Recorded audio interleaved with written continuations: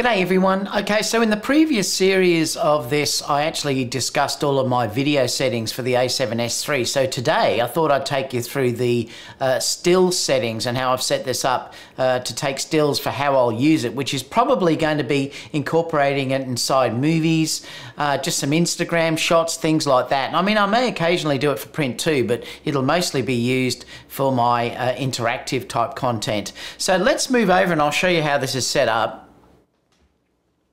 So if we look over here, I'm just going to click on the menu button. Now the favorite setting is exactly the same as I used for yesterday because this will be mostly used for video. So I've set up my favorites for mostly for that. So I'm not going to go through those.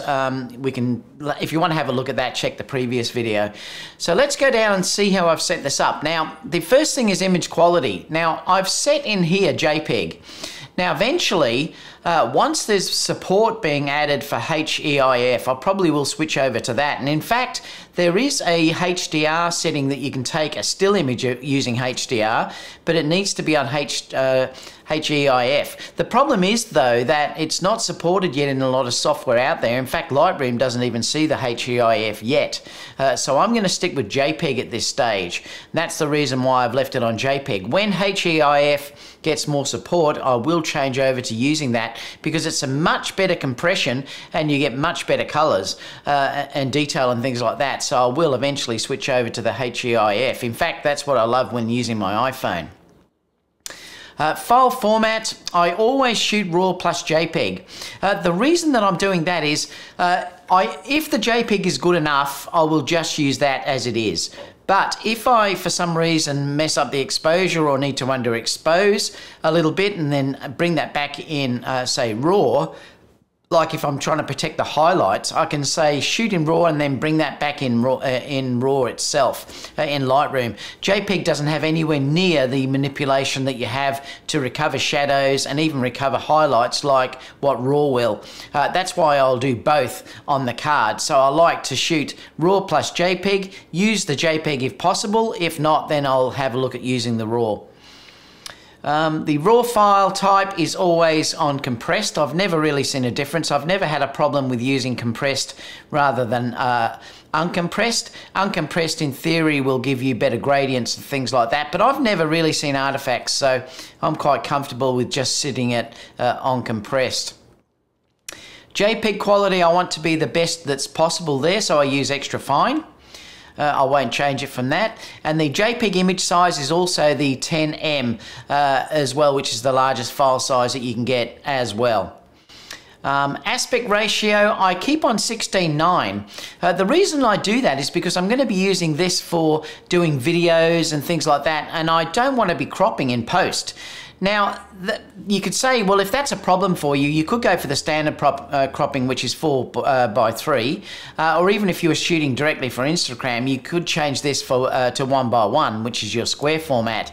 But I'll be using this mostly, like I said, for putting into my movies and things like that and sharing it that way, shooting my YouTube videos, and then everything is shot in the 16:9 format, so I don't have to change that all along. So that's what I'm going to be setting there. If you're not happy with that, you could just change it to the one that you wanted for yourself.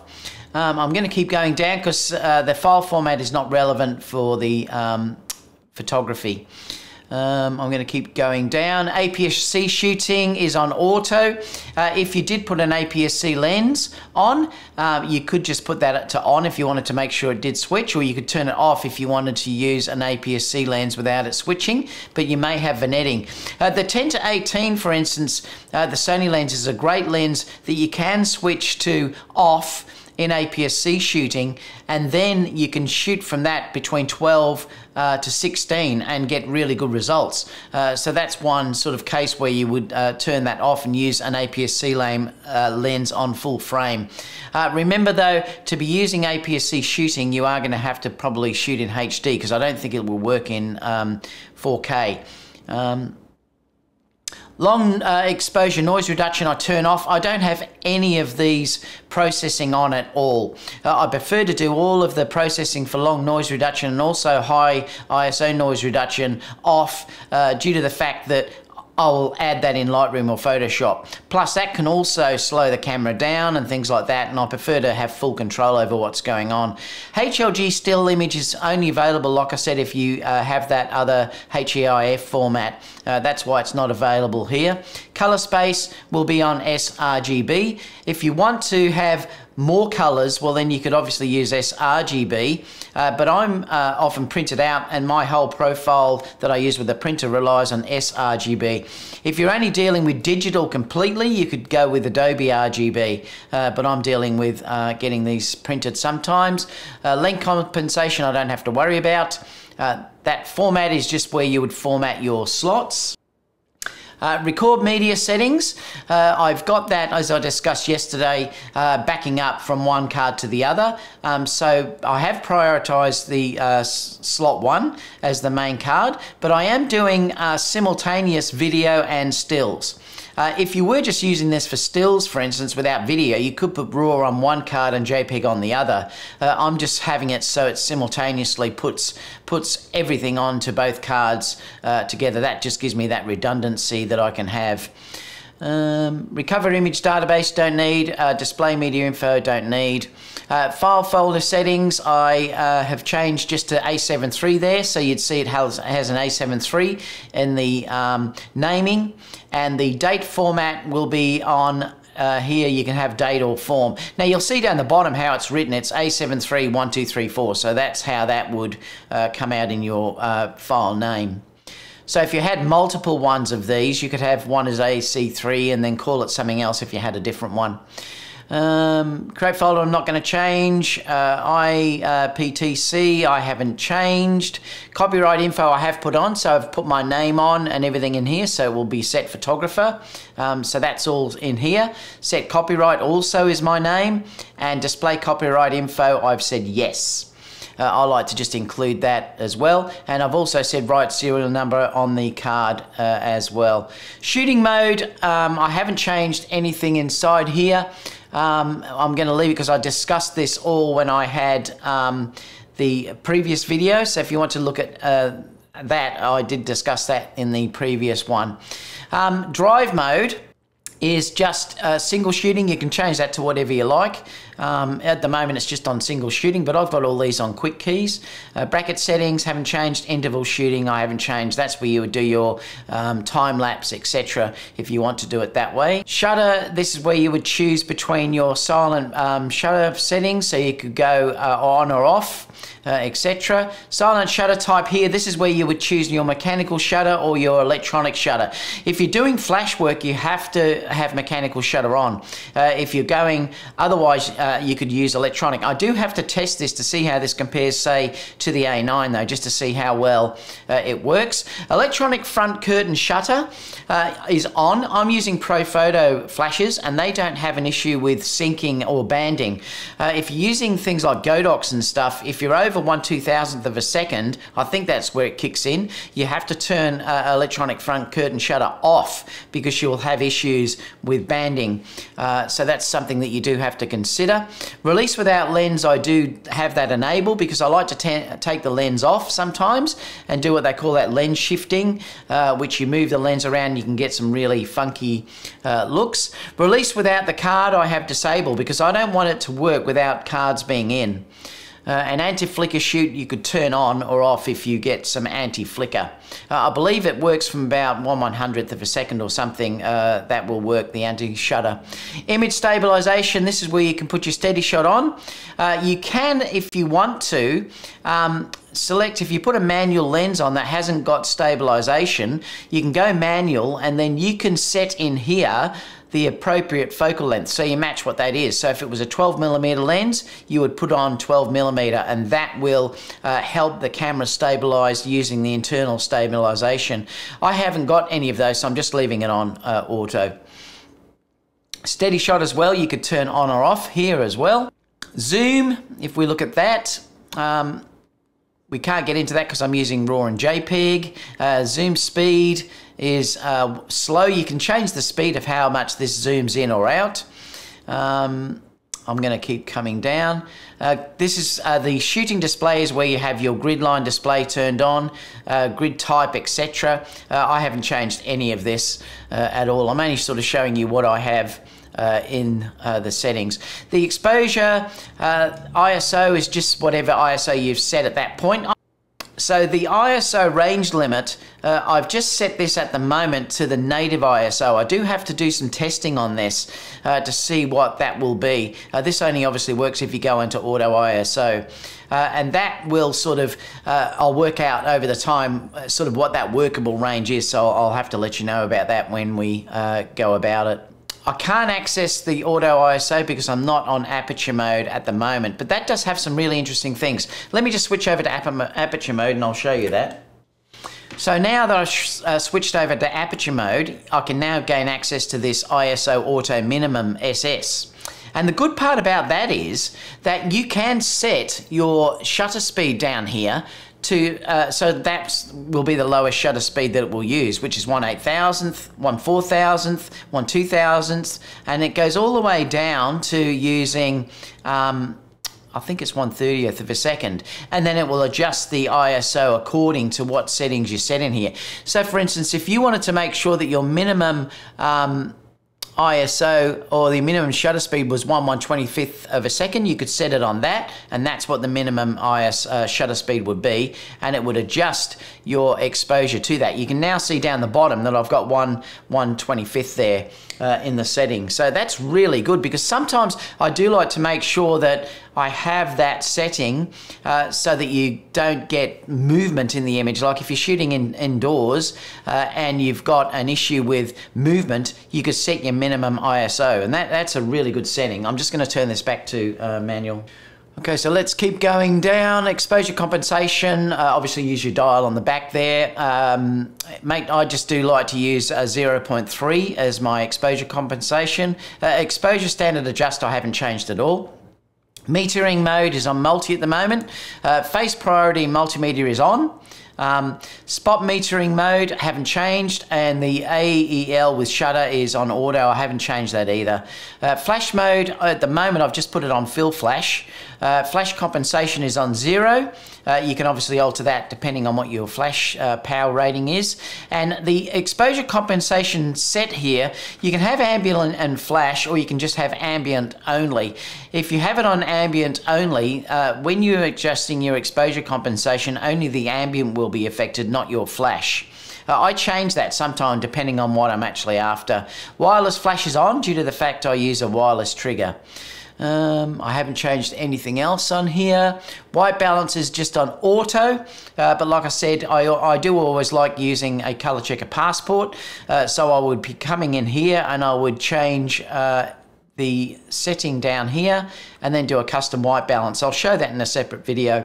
Priority set in auto white balance, there's a couple of these. That's the standard white balance. There's also ambient, which is what you click on if you want to have the ambient light, which may be incandescent, which is warm, and you want to keep that in the image. This is if you're using automatic white balance. Well, then if you clicked on that, it would keep the warmth in the image. If you went to this one, which is white, it will balance it to white basically and get rid of that ambient color as well. So I do use these sometimes if I'm sort of doing run and gunning and want to move very quickly. Shutter with auto white balance lock is off at the moment, but if you do want to make sure that your white balance is consistent, if you turn that on, you can have it while you're doing continuous shooting or half pressing the shutter button. That will stop the white balance from changing between shots. That's great if you want a series of shots to have exactly the same white balance. So that's a really good feature as well. Let's keep going down. D range optimizer is off. Like I said, I take off all the processing here. Basically, I like to do that all myself. The creative look, I noticed yesterday there's a bit of an update. I thought the creative look, if I changed it in the video mode, that didn't come over with the picture profiles here or the creative looks here, but it does.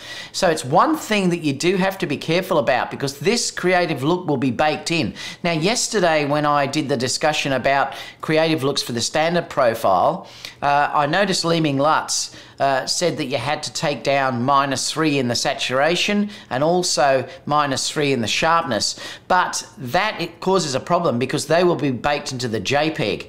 So what you have to do is, if that's one thing that you will have to change constantly. So if you are using the standard creative look and you want to balance it out to look the same through your video modes, you will have to change that back if you don't want those modes changed in the JPEG as well. Picture profile is off. I don't use those in the standard photography. Zebra display is on, and I'm using 100% for the zebras. I found that just works well for me. Focus mode is on continuous AF. I haven't changed any of these, just balance emphasis for AFS and AFC. Tracking sensitivity I just have on standard. I found that works well, and I change it to whatever I'd like, and I'll talk about that when we look at the quick keys later on. AF illuminator is on auto, aperture drive in AF is standard, haven't changed, and AF with shutter is also on, haven't changed. Pre-AF I turn off. That's up to you whether you'd like it to do pre-AF. I just leave it off.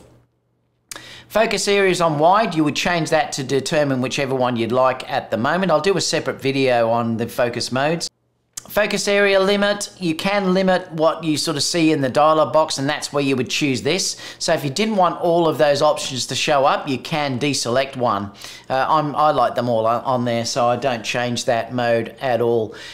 Switch vertical area is just off. You can turn that on so that if you turn the camera horizontal, the focus points will stay the same. Focus area color, you can use white or red depending on what you'd like to choose. AF area registration is just off, haven't changed any of these. AF area auto clear is also off. AFC area is just display is on. Phase detect area is off. It'll show you your phase detection area. I don't need that. Circle of focus point. If you have it does not circulate, the focus point will only move to the edge of the screen. If you have circulate, it'll move from the right and then appear again on the left hand side and sort of continue across.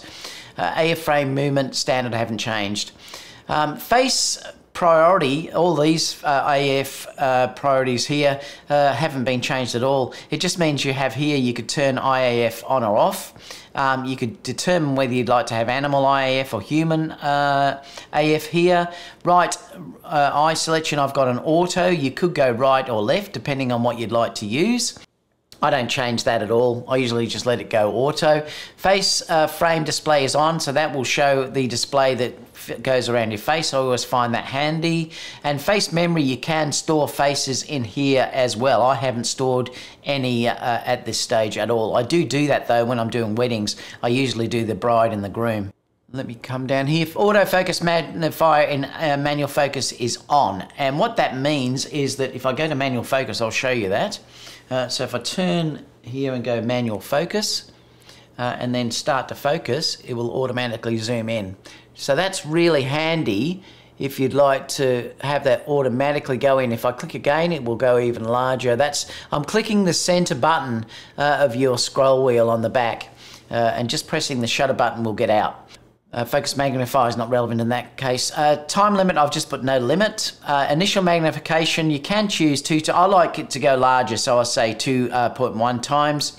And AF in focus magnification is on. Let me just keep coming down. Peaking display at the moment is off. I can't show you these because it's coming through HDMI, so it won't work. So I won't show you that at this stage, but this is where you would turn your focus peaking on if you're doing manual focusing. You can also choose your level. I leave it usually on mid, and the focus peaking you can change to which one of those colors that you like. So if you had a yellow object, you obviously wouldn't use yellow when you're peaking. If you had a red object, then you could change it to something that you could see.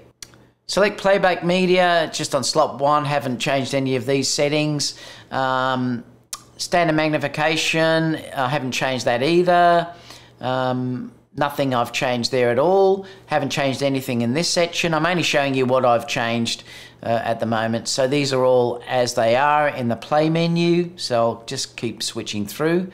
and we'll eventually get onto the suitcase. Language is obviously English. Date, time, setting was done. This is where you'd change. If you're from the US and you're using my settings, which will be saved down below, you will have to switch to ntsc. So because these settings were saved for PAL. I'm not sure whether it will automatically go do that if you're from the US. Reset settings and load settings. That's where you'll load the settings in. If you want to load my settings that I've supplied, you just go to load settings and put them in from there. Now the custom key settings, I'm going to show you here how I've set my camera up. Yesterday I went through the custom key settings for video. Today I'm going to show you for stills. Now down here you can have different settings for stills and video, and that's what I've chosen. I've chosen different settings, and you can choose whatever you would like to have different. This is where I wished they had the standard picture profile or the standard profile that I was talking about earlier. If they had on that there, it wouldn't change. It'd change between both, but it doesn't have that. So let me just go cancel. So I'm going to show you now how I've set my camera up. So we'll look at custom key settings. So let's go through this. So on the rear of the camera, at the moment, I've just got my scroll wheel, which is on ISO, and I'll show you how these all work. So if I use the scroll wheel to go around, you'll notice that the ISO is going up. If I bring it down, the ISO will drop. So that's just turning my scroll wheel. Custom key settings, so if we go focus magnifier is on the AEL button up there. You can see where number 2 is. So what that will do, if I'm in manual mode and I press that button, it will just zoom straight in. So that's just a quick key that I can check focus as well. Next down is the AF/MF selector toggle, and that's using the AF on button. Now what that's doing is if I press the AF on button, you'll notice that the AFC will change between manual focus and AFC. So that's great to be able to immediately switch to manual focus if I need to do it. The lens, I'm using the 24GM at the moment. That does have a manual switch, but some lenses don't. So that's a great feature to be able to have that, just to be able to switch over. And again, next one down is face priority select. So that is the C1 button. If I click on that, I'll show you how that works. So if I press C1, you'll see that face eye priority in AF is now off. If I press it again, it will be on. So that's a quick way of turning your IAF on or off. We'll go down to the next one, which is focus mode, and that is using the C3 button. What that will do, if I press focus mode here, I can determine which focus mode I'd like to go, whether I'm using AFS, AFA or AFC. I'll talk about focus modes in a different video later on.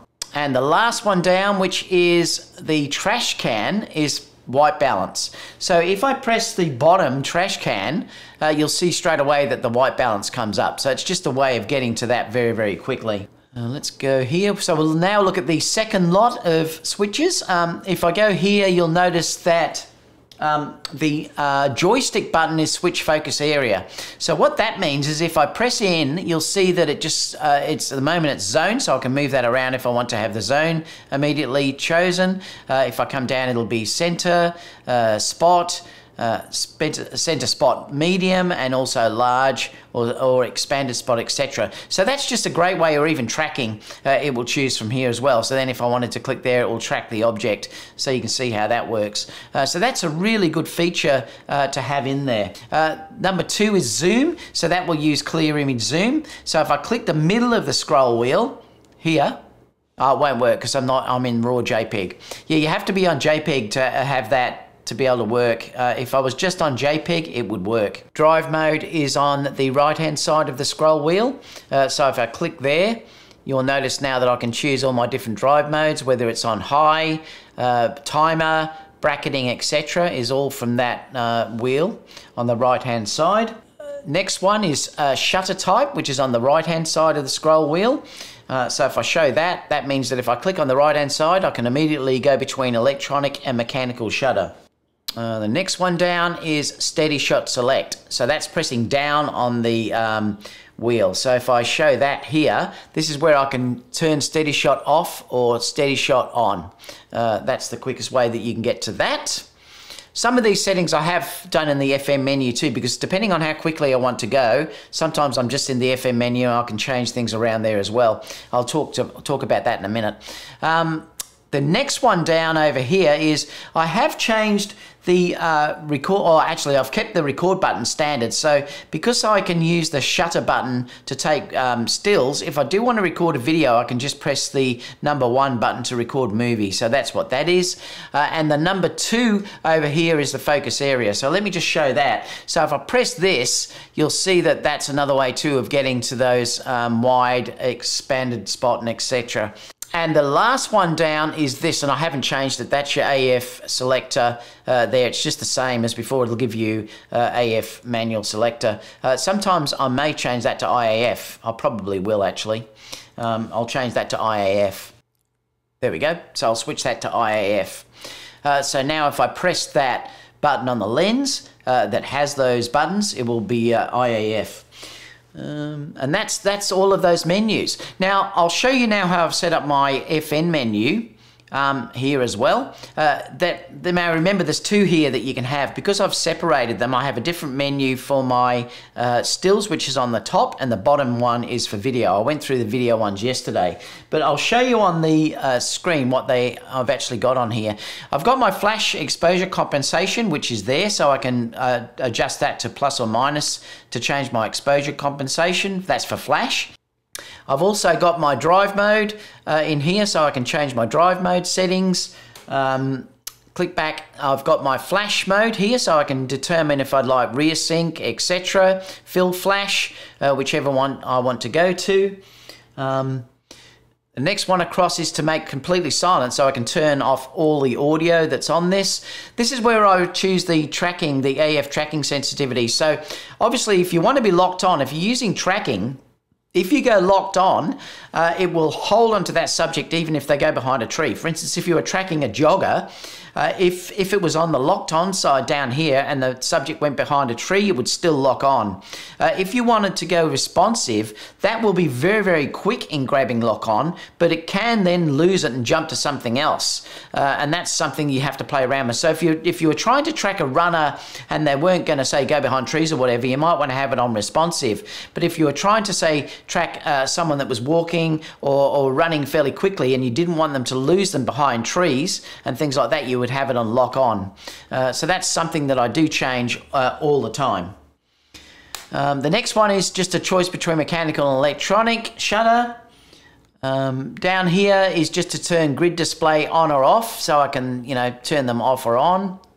You won't see that here though. You'd see it on the back of the monitor. Let me come back to FN menu. Anti-flicker here I've got, so I can turn anti-flicker on and off if I need it. Steady shot, I can turn steady shot off and on. That's handy because if you say on a tripod, you could turn this off or on. Peaking I've also got here as well. Like if I'm using manual focus, I can turn peaking off and on. This is where I can also adjust the automatic white balance that I discussed before if I wanted to keep the ambience in the whites. And also I've got here to turn on the live view display, because if you're using flash you need to turn that off. So I've put that into the quick menu here as well.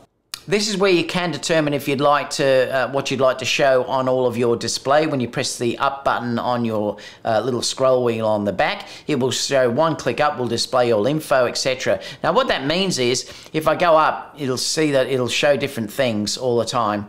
So that's pressing that. So I like that to have all the options that are available. Record with shutter is on. My dial settings haven't changed, dial setup haven't changed. I've not touched anything in here. Touch operation is on. Touch sensitivity is standard. You can have it sensitive if you'd like. Touch panel, I've got both valid. You can just have touch panel only or the touch pad only. I like to use both. Touchpad settings here is on the vertical position. I do like to have the lower right as the area that is active, and that gives you the ability to use the EVF and not have your nose touch the screen at the back, which can make your focus go all out. Your nose will actually activate the focus, so I like to use a lower right. Viewfinder magnification's just on standard. Now you can change that to zoom out if you'd like, because you wear glasses, you can make it so it zooms out. I just have it on standard. Display quality I changed to high. I do like the best display quality that I can have, and the finder frame rate is also high. I haven't changed anything here. Gamma display assist you can have turned on if you're using log, but that's not related to stills. Auto review, I usually have off. I usually have on actually for 2 seconds, so I'll change that to 2 seconds. I do like to review the image very, very quickly. So I'll leave that set at 2 seconds. Power, save time I've put for 5 minutes. I like to have the camera on without it shutting off too often. And the auto power temp, this is important, set that to high so that it doesn't overheat. Volume settings haven't changed. Audio channel doesn't matter. It's just on channel 1, channel 2. Audio signals are on as well in case if I'm shooting video. USB power supply is on, so I can put USB power in if I need to.